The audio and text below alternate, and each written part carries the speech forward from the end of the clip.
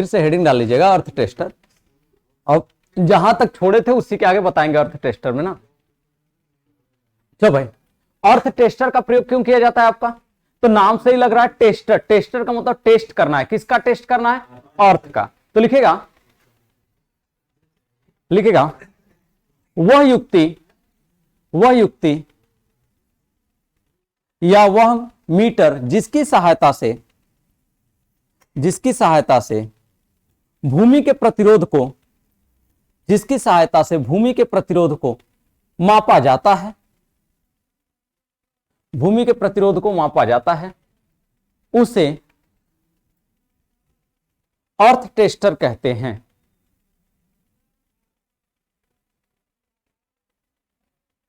उसे अर्थ टेस्टर कहते हैं।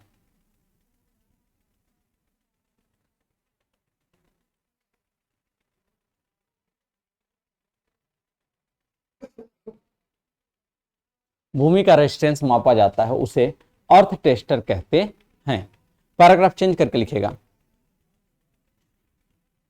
अर्थ टेस्टर का प्रयोग जब घरों की अर्थिंग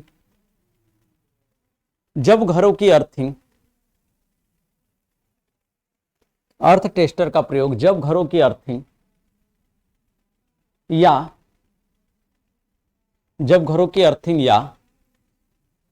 क्या करना होता है भाई? सबस्टेशन का रेजिस्टेंस मेजर करना होता है। सबस्टेशन का रेजिस्टेंस मेजर करना होता है। सबस्टेशन का रेजिस्टेंस मेजर करना होता है। तो वहां पर अर्थ टेस्टर का प्रयोग किया जाता है। तो वहां पर अर्थ टेस्टर का प्रयोग किया जाता है।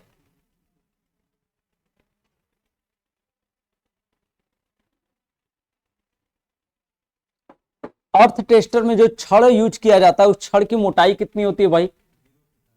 तो ये होता है 1.27 सेंटीमीटर व्यास वाला होता है। कितना इसका व्यास होता है? तो इसका व्यास होता है 1.27 सेंटीमीटर। कितना लंबा होता है छड़? तो वो 1 मीटर लंबा आपका छड़ होता है। तो लिखेगा, हाँ तो लिखेगा अर्थ टेस्टर में अर्थ इलेक्ट्रोड की मोटाई, अर्थ टेस्टर में अर्थ इलेक्ट्रोड की मोटाई 1.27 सेंटीमीटर होती है। 1.27 सेंटीमीटर होती है। और हाँ 1.27 सेंटीमीटर होती है। हाँ, मोटाई 1.27 सेंटीमीटर होती है तथा इसकी लंबाई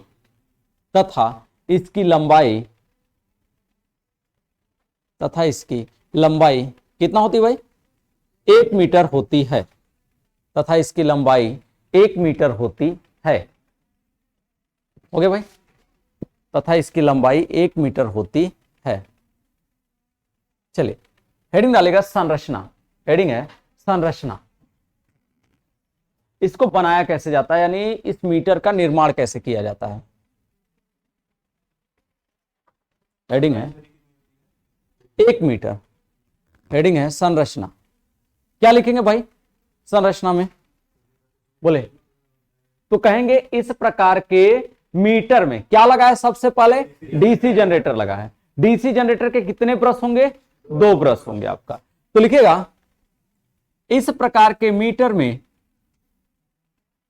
डीसी जनरेटर लगा होता है। डीसी जनरेटर लगा होता है।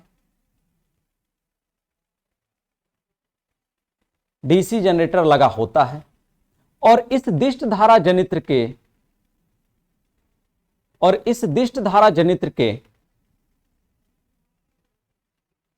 अब ध्यान से समझ लीजिएगा, इधर तब लिखेगा।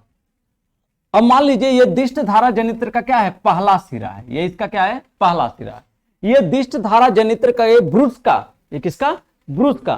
क्योंकि दिष्ट धारा जनित्र होगा तो ये हमारा क्या होगा? ये हमारा कम्यूटेटर होगा। ये हमारा क्या होगा? कम्यूटेटर होगा। और ये हमारा क्या होगा? ये हमारा ब्रश होगा। ये हमारा ब्रश होगा। तो मान लेते हैं कि ये ब्रश पहला ब्रश है और ये ब्रश कौन सा है? दूसरा ब्रश है आपका। तो इस पहले ब्रश का एक सिरा जो है वो किससे जुड़ा हुआ है? आपका ये जुड़ा है आपका करंट कॉइल के पहले सिरे से, और इसका यानी ये पहला सिरा हो गया और ये इसका दूसरा सिरा हो गया। ये दूसरा सिरा किससे जुड़ा है आपका, तो ये धारा परिवर्तक के पहले सिरे से जुड़ा है, यही ना है, बोलो भैया। तो इसी तरह से कहेंगे जब ब्रुश की हम बात करेंगे तो जो ब्रुश का दूसरा सिरा है ये धारा परिवर्तक के क्या है, पहले सिरे से जुड़ा है, और इस धारा परिवर्तक का जो दूसरा सिरा है वो किससे जुड़ा है आपका, तो वो आपका C2 के साथ जुड़ा हुआ है, और ये C2 किससे जुड़ा है आपका, ये C इलेक्ट्रोड के साथ जुड़ा हुआ है। हो गया क्लियर। अब ध्यान दीजिएगा, ये जो आपका धारा कुंडली का जो दूसरा सिरा आकर के धारा परिवर्तक से जुड़ा था, अब इसका जो आपका दूसरा सिरा, इस धारा परिवर्तक का जो दूसरा सिरा है वो किससे जुड़ा हुआ है, तो वो आपका C1 के साथ जुड़ा हुआ है, दिख रहा है। और अगर हम बात करेंगे इसी तरह से किसके लिए, रेक्टिफायर के लिए बात करेंगे, तो अब रेक्टिफायर में क्या है, तो यहां से जो आकर के ये C1 के साथ जुड़ा था, तो C1 और P1 आपस में दोनों जुड़े हुए हैं, तो P1 का जो एक सिरा है वो किसके साथ जुड़ा हुआ है, ये रेक्टिफायर के पहले सिरे से जुड़ा है, क्योंकि ये जो है ये दोनों रेक्टिफायर है, ये जो दोनों है ये दोनों धारा परिवर्तक है। धारा परिवर्तक डीसी को एसी में बदलेगा, रेक्टिफायर डीसी को एसी में और एसी को डीसी में चेंज करेगा आपका। तो यहां पर क्या है, यहां से जो आपकी एसी आएगी तो ये पहला सिरा हो गया, ये इसका दूसरा सिरा कहां गया है, इसके पोटेंशियल कॉइल में गया है, और इसके पोटेंशियल कॉइल का जो ये दूसरा सिरा है ये यहां से कहां गया, ये P2 में गया हुआ है। ठीक भाई, तो इसी को आप पूरा का पूरा किसमें लिखेंगे, संरचना में लिखेंगे, कौन कौन कहां कहां कैसे कैसे जुड़ा है।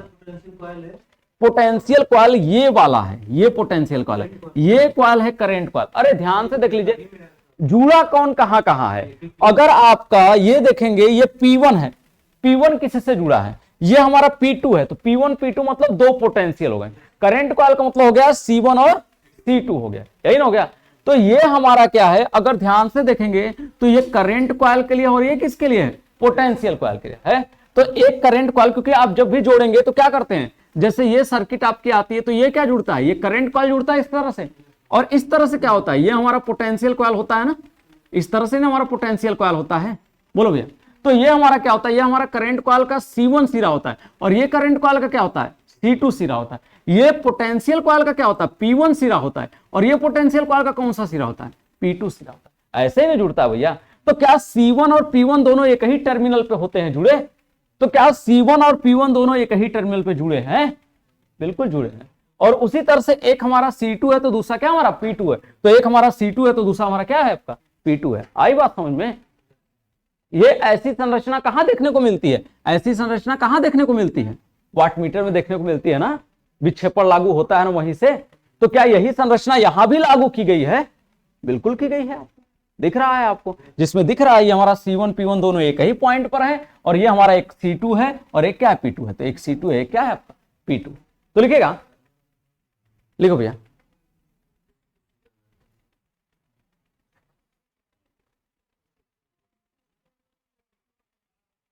लिखेगा क्या लिखे, थोड़ा सा बता दीजिएगा।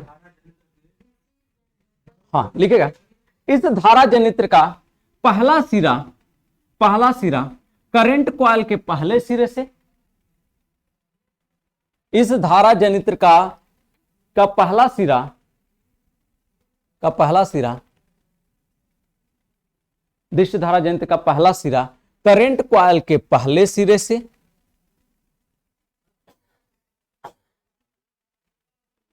और इस करंट कॉइल का दूसरा सिरा, और इस करंट कॉइल का दूसरा सिरा, और इस करंट कॉइल का दूसरा सिरा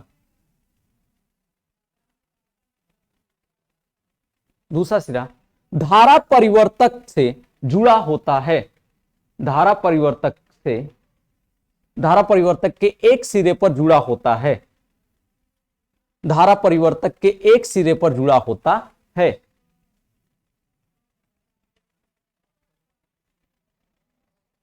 तो हमने क्या लिखवाया आपको भाई, देख लीजिएगा, इसमें बड़ा ध्यान से देख करके चलना है क्योंकि छूटने ना पाए कुछ भी। हमने ये लिखवाया कि दिष्ट धारा जनित्र का पहला सिरा करंट कॉइल के पहले सिरे से, और इसका दूसरा सिरा धारा परिवर्तक के पहले सिरे से, और धारा परिवर्तक का दूसरा सिरा किससे जुड़ा है, C1 से जुड़ा हुआ है। तो लिखेगा, उसी धारा परिवर्तक का दूसरा सिरा उसी धारा परिवर्तक का दूसरा सिरा C1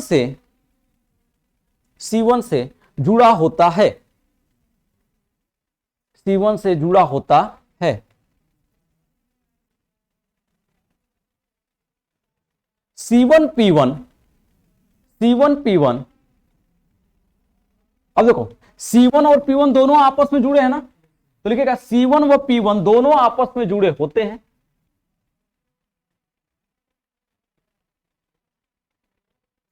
दोनों आपस में जुड़े होते हैं जो अर्थ इलेक्ट्रोड E के साथ संयोजित होते हैं, जो अर्थ इलेक्ट्रोड E के साथ संयोजित होते हैं, जो अर्थ इलेक्ट्रोड E के साथ संयोजित होते हैं।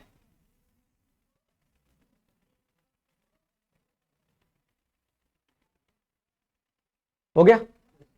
अब देखो भाई इधर ध्यान दीजिएगा, अब ये जो P1 सिरा है, ये P1 सिरा कहां गया है, ये P1 सिरा गया है रेक्टिफायर के लिए, क्या है ना। अब रेक्टिफायर के पहले सिरे में गया है, और इस रेक्टिफायर का दूसरा सिरा कहां गया है आपका, पोटेंशियल कॉइल के पहले सिरे में गया। तो लिखेगा इस P1 का सिरा रेक्टिफायर के पहले सिरे में, रेक्टिफायर के पहले सिरे में, रेक्टिफायर के पहले सिरे में, और इस रेक्टिफायर का, और इस रेक्टिफायर का दूसरा सिरा,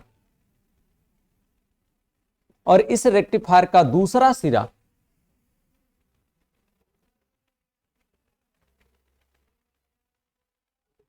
पोटेंशियल कॉइल के एक सिरे पर जुड़ा होता है, के एक सिरे पर जुड़ा होता है, और इस पोटेंशियल कॉइल का दूसरा सिरा, और इस पोटेंशियल कॉइल का दूसरा सिरा, और इस पोटेंशियल कॉइल का दूसरा सिरा, दूसरा सिरा, पोटेंशियल कॉइल का दूसरा सिरा रेक्टिफायर के साथ, रेक्टिफायर के साथ जुड़ा होता है, रेक्टिफायर के साथ जुड़ा होता है, और इस रेक्टिफायर, और इस रेक्टिफायर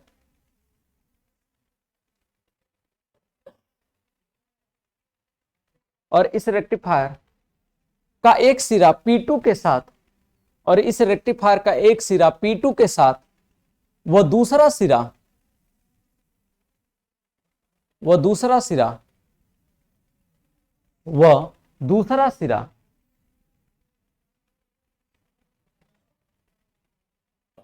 P2 से, वह दूसरा सिरा P से जुड़ा होता है, या P2 से जुड़ा होता है। एक सिरा P2 के साथ जुड़ा, क्या बोले इस रेक्टिफायर का एक सिरा अच्छा P2 के साथ, अच्छा P2 के साथ जुड़ा होता है, वह दूसरा सिरा इलेक्ट्रोड P के साथ जुड़ा होता है, वह दूसरा सिरा इलेक्ट्रोड P के साथ जुड़ा होता है, और एक ही किल्लित धुरी पर, और एक ही किल्लित धुरी पर कौन कौन जुड़ा होता है, एक ही किल्लित धुरी पर, एक ही किल्लित धुरी पर करंट कॉइल, पोटेंशियल कॉइल, एक ही किल्लित धुरी पर करंट कॉइल, पोटेंशियल कॉइल तथा संकेतक,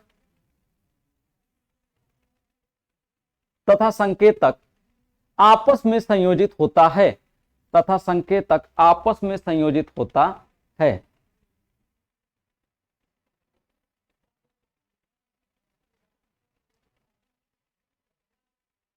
तथा संकेतक एक ही किल्लित धुरी पर जुड़े होते हैं, यह भी लिख सकते हैं, ठीक।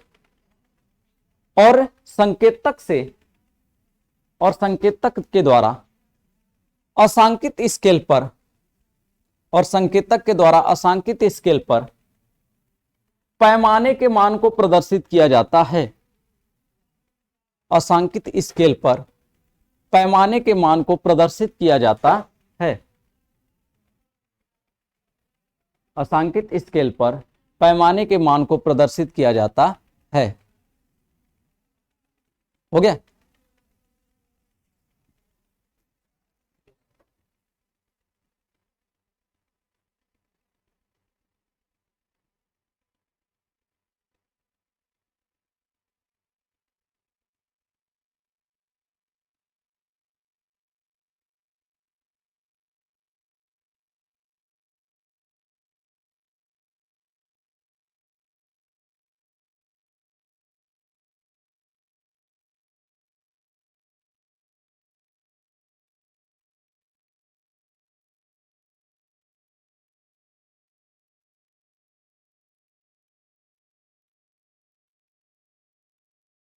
हेडिंग डालेगा ए भाई, हेडिंग डालेगा कार्य विधि, हेडिंग डालेगा कार्य विधि। ये तो सिर्फ संरचना थी। अब भैया जितना है नहीं लिखवाएंगे, आधे पे छोड़ दें। हाँ तो अब अपने हिसाब से थोड़ा बहुत काट लेना, काट छाट लेना।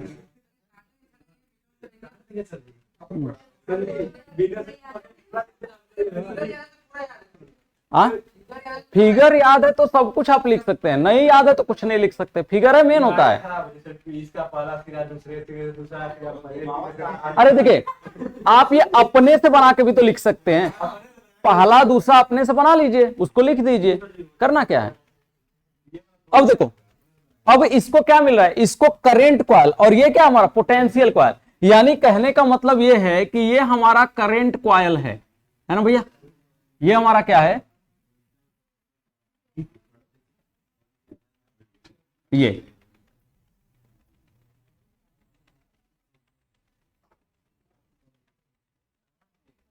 यही ना भैया। ये क्या हो रही है, ये सप्लाई जब आ रही है, यानी यहां जब सप्लाई आ रही है तो यही सप्लाई, यानी यहां जब सप्लाई आई तो यही दो भागों में बटी। एक कहां जा रही है, एक तो हमारा करंट कॉइल के लिए कार्य कर रही है, और दूसरा किसके लिए कार्य कर रही है, दूसरा पोटेंशियल कॉइल के लिए कार्य कर रही है। यानी इन दोनों के लिए कार्य कर रही है सप्लाई।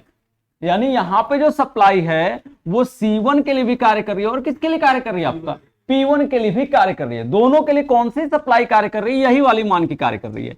तो इसमें भी धारा फ्लो करेगी और इसमें भी धारा फ्लो करेगी। यानी ये सप्लाई आपका करंट कॉइल में भी जाएगी और पोटेंशियल कॉइल में भी जाएगी, दोनों में सप्लाई आपकी प्रवाहित होगी। अब इन दोनों का दो सिरा है, इसका एक सिरा है C2 और इसका एक सिरा क्या है आपका P2 है आपका। तो इसका एक सिरा क्या है C2 और इसका एक सिरा क्या है आपका P2 है ना। तो एक सिरा P2 है और एक सिरा क्या है आपका C2 है। तो ये आपके दो सिरे हैं किसी भी आपका क्या कहते हैं अर्थ टेस्टर में। तो अर्थ टेस्टर के दो सिरे हो गए, एक C2 हो गया और एक क्या हो गया आपका P2 हो गया। और ये दोनों सिरे आपके एक ही पॉइंट पे जुड़े हैं, एक का C1 और दूसरे का P1। तो इसमें क्या होगा, ये हमारा धारा कुंडली है और ये हमारा क्या है आपका पोटेंशियल कॉइल है। तो धारा कुंडली में क्या होगा, विक्षेपण बलागुण होगा, और जो पोटेंशियल कॉइल है उसमें क्या जनरेट होगा आपका, तो नियंत्रक बलागुण उत्पन्न होगा आपका। जब दोनों क्या करेंगे, दोनों एक दूसरे पे बल लगाएंगे तो संकेतक क्या होगा, किसी एक पॉइंट पर रुकेगा। तो लिखेगा, लिखो भैया, जब दिष्ट धारा जनित्र के, हाँ जब दिष्ट धारा जनित्र को घुमाया जाता है, जब दिष्ट धारा जनित्र के हत्थे को घुमाया जाता है, जब दिष्ट धारा जनित्र को हत्थे के द्वारा घुमाया जाता है,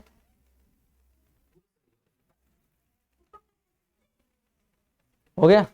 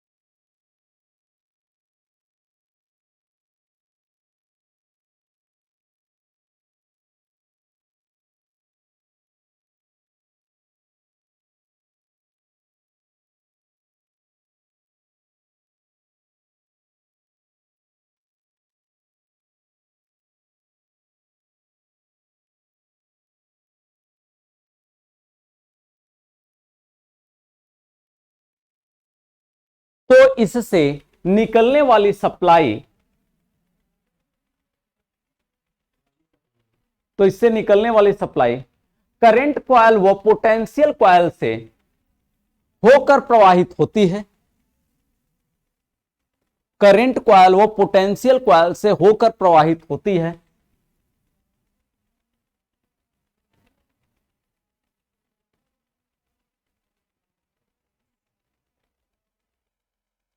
करंट कॉइल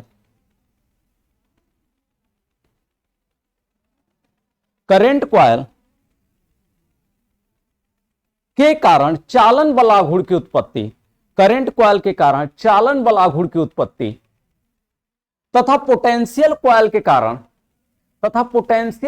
कारण नियंत्रक बल आघूर्ण की उत्पत्ति होती है। तथा पोटेंशियल कॉइल के कारण नियंत्रक बल आघूर्ण की उत्पत्ति होती है।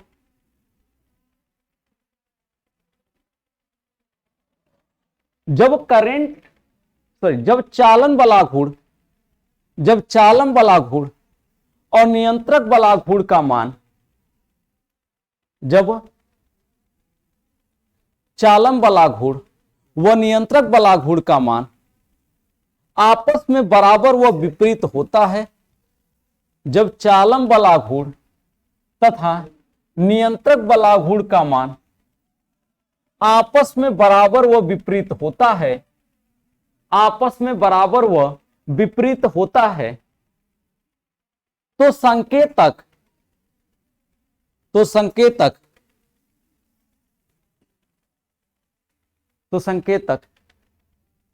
जिस निश्चित स्थिति पर स्थिर होता है, तो संकेतक जिस निश्चित स्थिति पर स्थिर होता है,